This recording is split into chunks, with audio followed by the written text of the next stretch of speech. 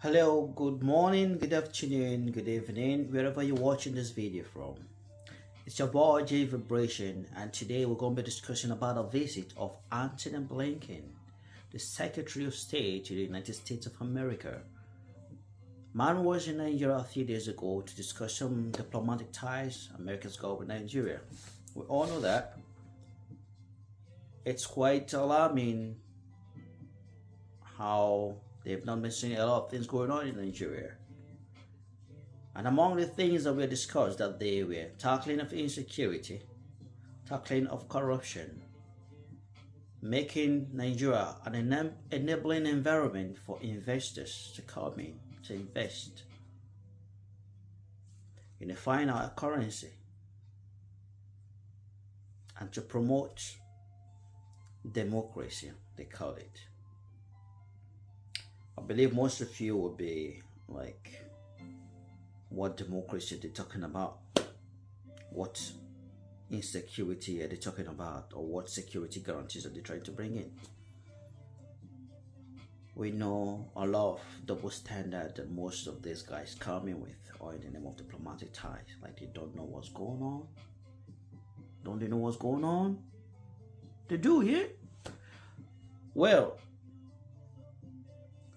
I believe in a video for you guys to watch for yourself, and you drop your comments, the comment section, and then next time we'll come talk more about it. Very focused for us. Now, Nigeria offers real, clear, compelling opportunities for investors. At the same time, I think it's no secret that there remains some long-term challenges that need to be overcome to really unlock the full potential. Tackling corruption, making it easier for foreign companies to repatriate capital. These will all pull in a transformative direction and pull in transformative investment. I know that President Tinubu is focused on these challenges, and we also welcome his very bold economic reforms to unify the currency and fuel subsidies. We also recognize that in the short term, these reforms created pain for vulnerable communities. I spoke about some ways that the United States can support Nigerians while the government carries out these essential reforms and works to protect those who may, again, in the short term, be negatively affected. We also discussed our very consequential work on public health, something that the Minister mentioned. One of the things I must say as an American I'm proudest of is PEPFAR, initiated by President Bush, carried on by successive presidents of both parties. Over the last 20 years, PEPFAR has saved well over 20 million lives and changed for the better many more. Over the last 20 years, we've invested $8.3 billion in HIV and tuberculosis prevention, care and treatment, and in strengthening the public health system, reaching millions of Nigerians. And that effort will continue. Our partnership is also strengthening Nigerian institutions to innovate and lead the region's public health response. Tomorrow, as I mentioned, we'll be in Lagos. I'll get a chance to visit the Institute of Medical Research here in Nigeria to learn more about the achievements that the government has made to respond to HIV, to respond to COVID-19, to respond to tuberculosis, to respond to other infectious diseases. With assistance that was provided through the PEPFAR platform, our U.S. Agency for International Development as well, and the Centers for Disease Control, and the U.S. National Institutes for Health, the NIMR has developed world-class laboratories that are making significant differences in Nigeria's work to detect and to combat disease.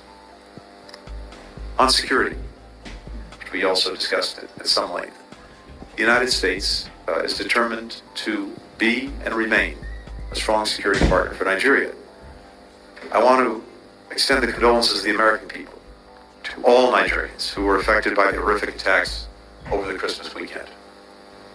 We mourn their loss and all killed in recent attacks, including, by the way, staff from our United States mission, locally employed staff and 4 police officers who were killed in Anambra last May.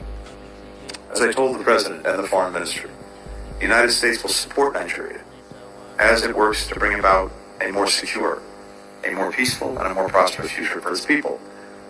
Fundamental to this outcome is an investment in the foundations of an inclusive democratic society, a focus on equal opportunity for all, regardless of ethnicity, religion, or any other group distinction. That helps build the social cohesion that also deters banditry, deters terrorism, deters violent extremism. I also shared how our own experience in combating terrorism around the world over more than 20 years has highlighted just how important civilian security, human rights, and accountability are to achieving genuine and enduring security. We've had to learn our lessons in doing this, and it's important to us to share our own experience with our friends and partners. We also discussed challenges to democracy and security in West Africa. We very much appreciate Nigeria's leadership in ECOWAS to try to move to a return to the constitutional order and democracy in Niger after it's been disrupted. And we talked about building on the important summit that President Tinubu shared in December to try to see Niger get back onto the constitutional path. Many other things that we covered in the conversations we had, as the Minister mentioned, we have our binational commission meeting in a very short time to focus both on bilateral issues between us, but also to focus on our common regional and global agenda, because one of the hallmarks, I think, of the relationship between our countries is that increasingly not only are we focused on our bilateral work, but also on regional and indeed global challenges. And that's a source of great strength, I believe, for both our countries. This is an incredibly dynamic and consequential time for our partnership. I'm grateful to the Foreign Minister and to President Tinubu for the opportunity to be here in Nigeria. Thank you. At this juncture, the session for question and answer will commence. As I mentioned earlier, there will be 4 questions entertained, 2 from the Nigerian Press Corps and 2 from the United States Press Corps. They will be handled from one press corps each to the next. And I will begin by calling on Adesua Omoruwan of Arise News, Nigeria. Thank you very much, Jesse. Foreign Minister, Secretary Blinken, can I just say that you missed watching the better football game at AFCON yesterday, where our Super Eagles emerged victorious, and not the game you saw in Abidjan, where Ivory Coast was, suffered a crushing and crashing out defeat. But to my question, I just thought I should put that out, Mr. Secretary. Secretary, the U.S. has demonstrated its willingness to support the likes of Ukraine and other in-battle democracies when threatened by anti-democratic powers.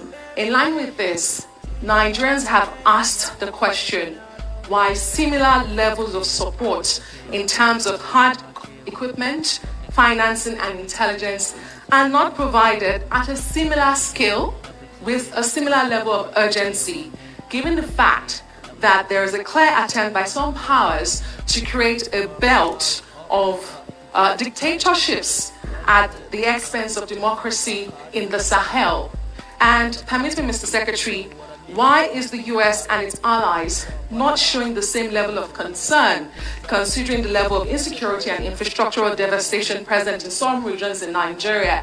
You have just said some of your workers were affected in the recent killings, and you have reassured President Bola Tinubu. But Nigerians will wonder why it seems as if the U.S. and its allies are less concerned about the sustenance and development of democracies in Africa compared to the democracies in Europe, like we see you do. Thank you very much. Thank you. Let me start by saying that we were very impressed with the Super Eagles. And of course, as a good diplomat, I'm not going to pick sides, but we wish very well for the Super Eagles as they move forward in the tournament. Let me say this in response to the, I think, very important question. I have to tell you, we are intensely focused on challenges to security in the region, in the Sahel. It intensely focused because of the impact that it's having on our friends and partners. Intensely focused because of the broader impact that insecurity can have on all of us, including the United States. And we've already talked a little bit about Niger, where the leadership that President Tinubu is showing through ECOWAS, we hope can make a difference in restoring the constitutional order and restoring a critical partner in trying to find security in the region. One thing I can also say is this. As some countries have looked to various ways of providing security, including going to partners like the Wagner Group, what we've seen is actually the problem getting manifestly worse and worse and worse and worse. You see the exploitation of people and resources by Wagner. We've actually seen violence and extremism in the countries where it's been operating go up, not down. In fact, go up dramatically. Having said that, it's important that we be working to support our partners who are trying to find effective ways of fighting insecurity.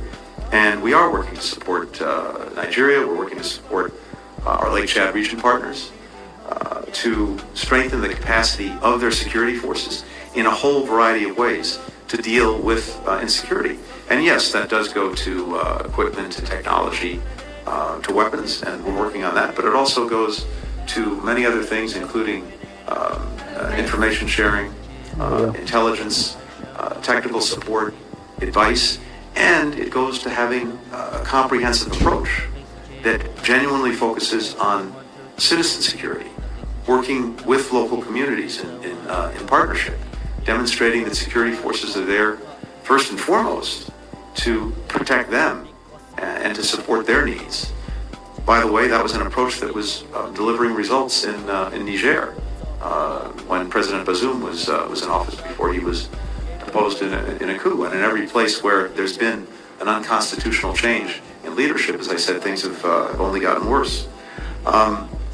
So when you look at what we are doing, we're providing assistance through a variety of means, through our diplomacy, engaging with other countries, through our security assistance, through police and military and justice program reforms, which are vital, through dialogue efforts, through development programs. All of these things work hand in hand.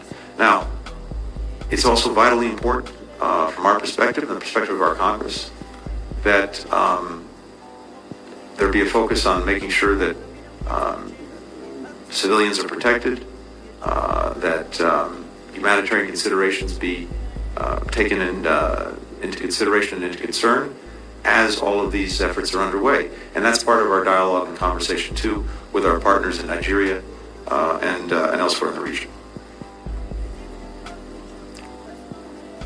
Hands up from the United States Press Corps, those who would like to ask a question. Please introduce yourself.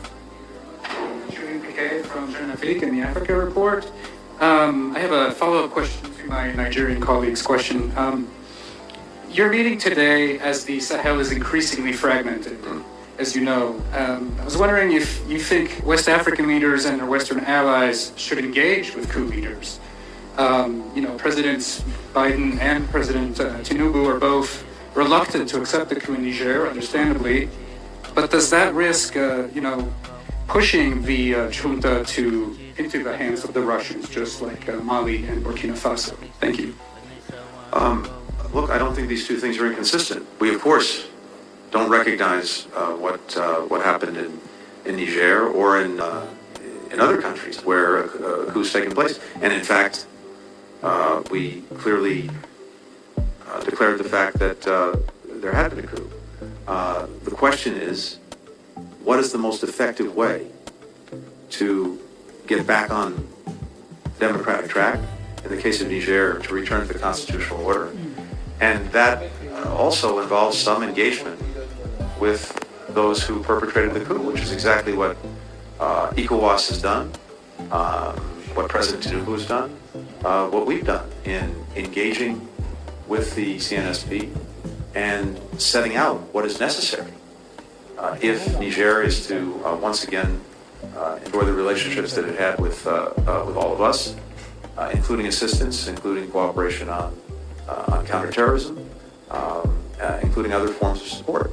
So I don't think these things are inconsistent. And as I mentioned, back in December, there was a very important meeting between ECOWAS, chaired by President Tinubu, and those responsible for the coup in Niger, to just be very clear about what we're looking for, what the region is looking for, what ECOWAS is looking for, what the international community.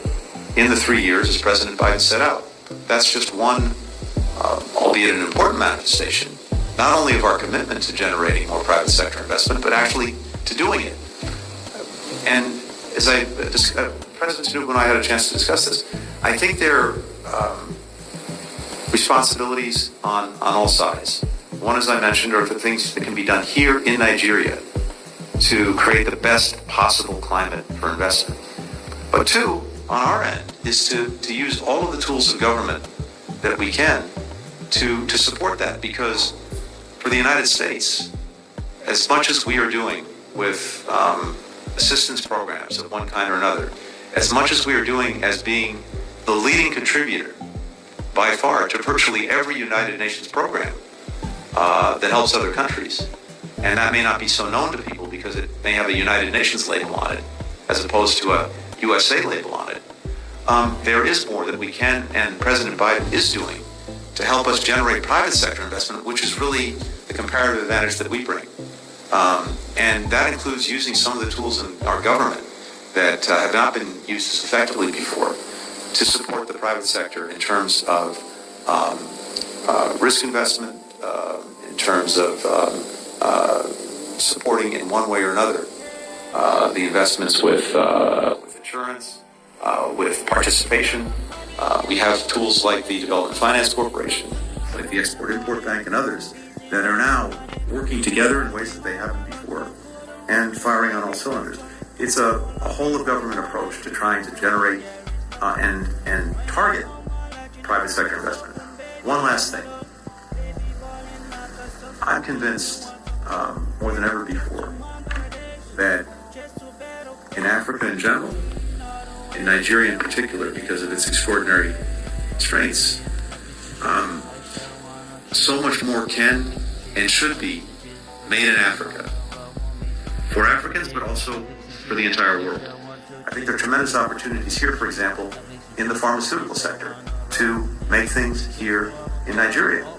But that also requires doing things like strengthening the regulatory agencies that are responsible for overseeing something as complicated and as challenging as pharmaceuticals. And also, so that Nigeria can be an exporter to other countries in the region, harmonizing regulations and rules with other countries in the region. So there's a lot of work that goes into this, but the foundation is there, the intent is there, the energy is there, as we both do what's necessary to create the strongest possible environment for investment here, to maximize the tools that we have at our disposal to support private sector investment. I think you'll see that moving forward in very significant ways.